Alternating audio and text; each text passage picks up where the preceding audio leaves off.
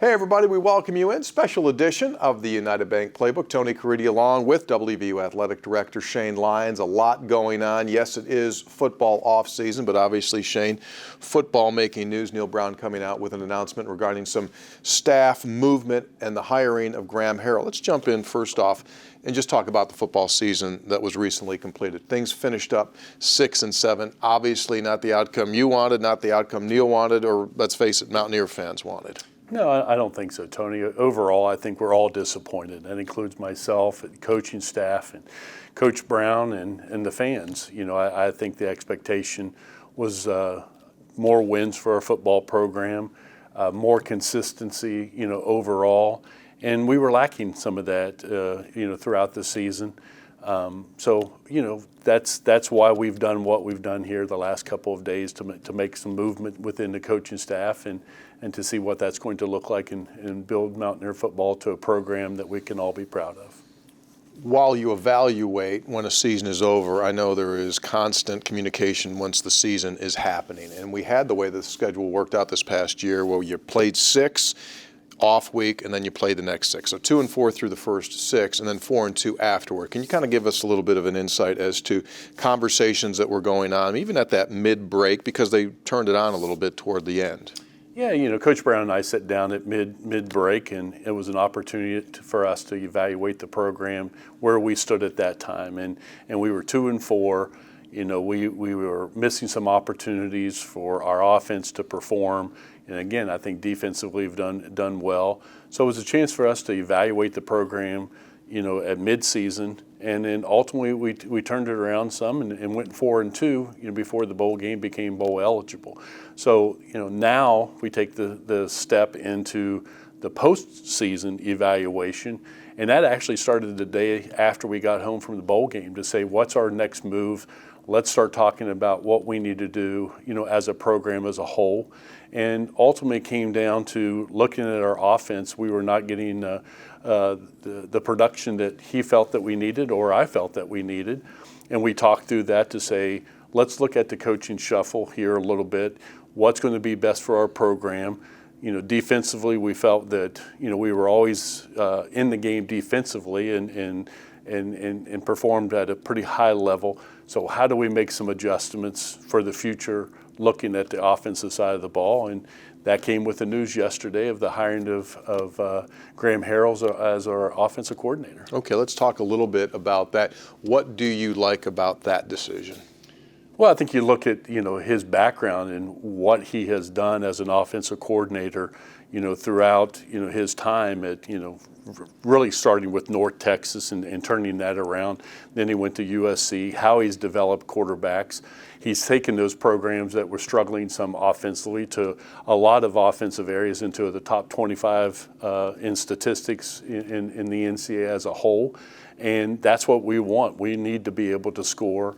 I think our defense can keep us in the game. So how can he help our offense, help develop a quarterback, to be in the top 25 year in and year out? I think Mountaineer Nation had been used to scoring a lot of points. And, our offense at this time was not putting the points that we needed in the game to win. So that's where we had to evaluate.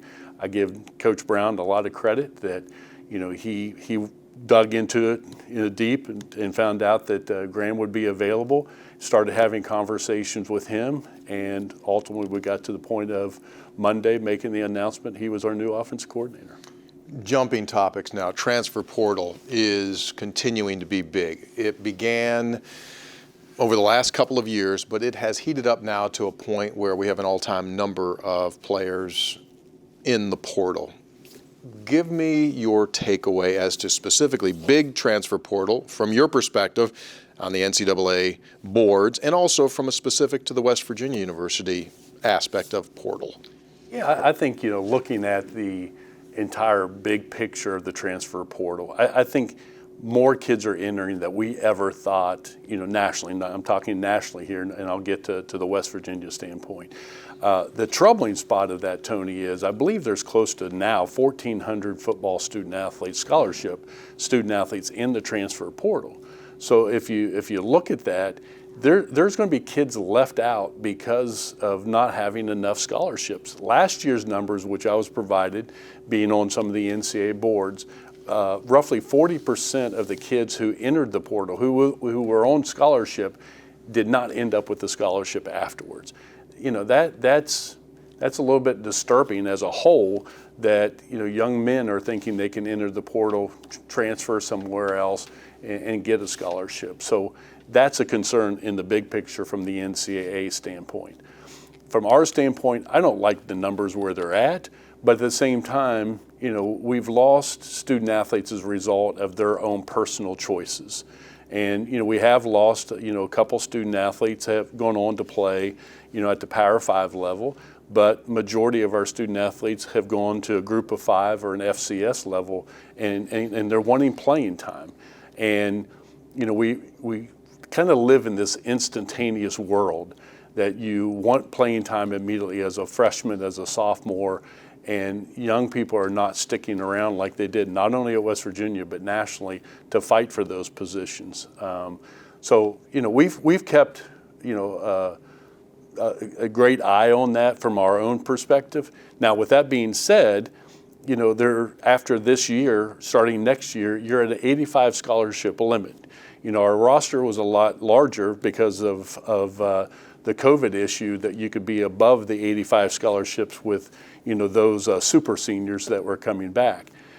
With that being said, now we have to be back to the 85, and our numbers are right on at this point of being at the 85 with the transfers that we're losing, and then those who are coming back, plus those that we're adding, for initial eligibility. I think we have 32 spots. With those two combined, we're roughly at that 85 mark anyway. So we got to keep an eye on it. We'll have a little bit of attrition, which everybody does after the spring, but it's something that I'm not alarmed at this point with it.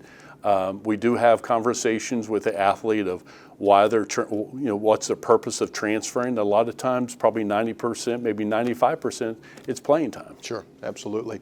Let's talk another aspect of the changing world, NIL.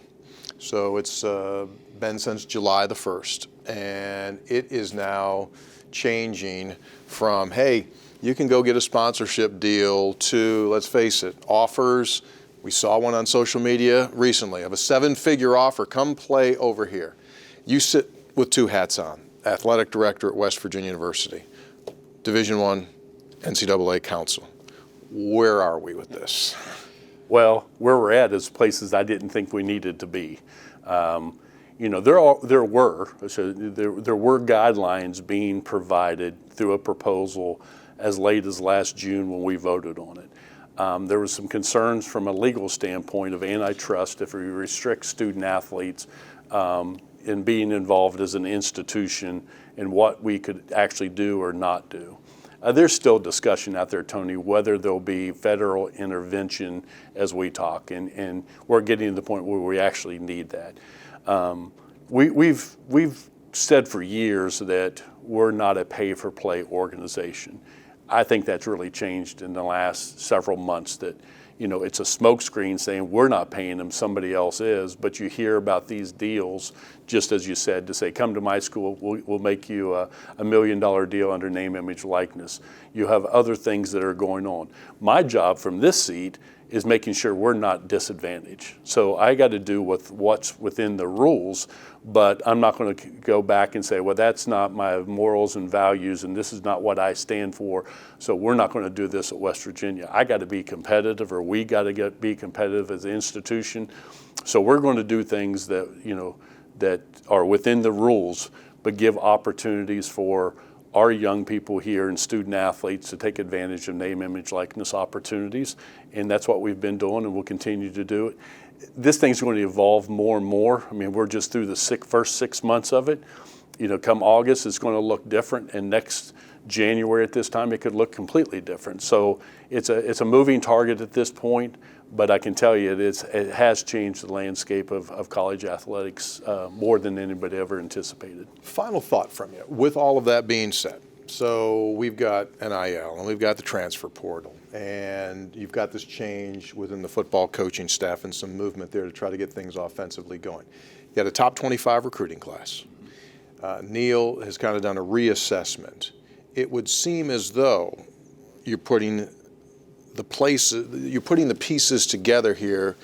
It looks like, as far as to use the trust to climb, you feel pretty good where you're going here. Yeah, I think we have to reevaluate and go back and look at what we were doing. And there's some great things that have happened within our football program, and there's things that you have to evaluate to say, we got to get better in these areas. And, I think that's what myself and Coach Brown have done over the last 10 days to say, how do we get better?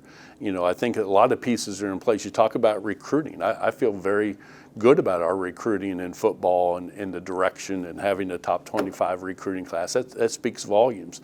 I feel good about the pieces that we're adding, but, offensively, not to pick on that group, we got to do better. And, I think with the hire on Monday of Graham, that gives us the opportunity to get better on offense. And, we look forward to seeing what can happen in next season and the future seasons with our program. So, I do think that, our football program will continue to get better. I have all the trust and faith in head coach Neil Brown. And, we'll continue to work and evaluate our program as we move forward to make Mountaineer Nation very proud. Appreciate the time. Thank you, Tony.